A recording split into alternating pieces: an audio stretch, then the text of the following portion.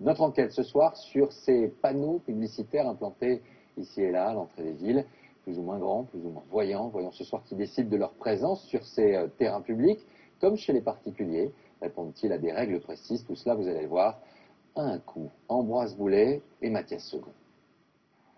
Au bord de cette départementale normande, les panneaux publicitaires fleurissent. Voilà comment on est accueilli dans l'agglomération de Rouen. Sur cette route stratégique pour les commerçants, le paysage disparaît un peu plus chaque année. Et c'est bien cela qui inquiète Olivier Saladin. Ce comédien en a assez de voir sa région natale défigurée. Ces panneaux, ils sont jetés à la figure, c'est-à-dire on ne peut pas s'en défendre. Le problème, c'est que je n'ai pas de liberté. Quand il y a de la publicité à la télévision ou à la radio, je peux éteindre, je peux zapper, je peux m'en défendre. Là, je ne peux pas. Et pourtant, si tous les panneaux respectaient la loi, on en verrait beaucoup moins. Les règles, très complexes en matière d'affichage et propres à chaque commune, sont souvent bafouées.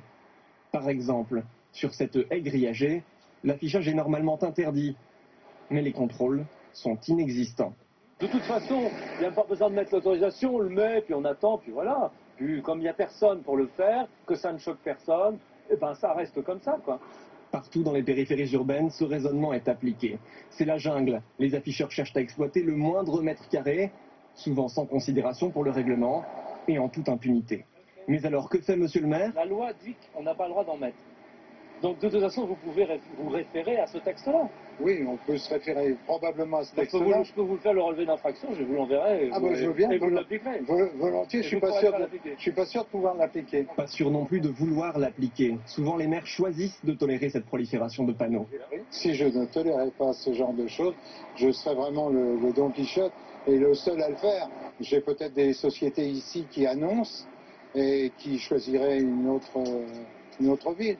Pour moi, il y va de l'emploi aussi. Alors, faute d'interdire, la mairie taxe. 15 € chaque année par mètre carré de panneaux.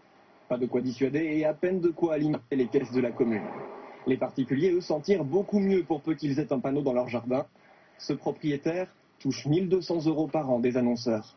Au départ, j'étais un peu sceptique parce qu'il n'y avait rien dans la région, là. Et puis après, j'ai dit oui, puis maintenant, il y en a 5-6 à la même rue. Les panneaux continuent de fleurir à l'entrée des villes, souvent dans l'anarchie.